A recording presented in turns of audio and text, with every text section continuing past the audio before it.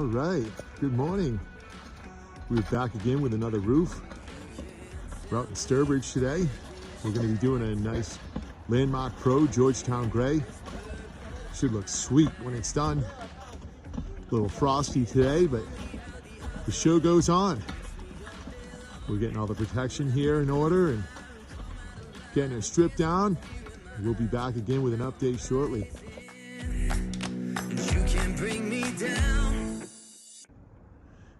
All right, wrapping up here in Sturbridge.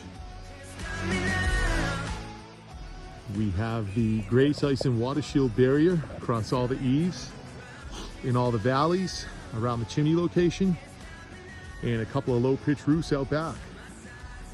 Got the filtered ridge vent, the cap shingles up top, and just about calls it a day on this frosty day.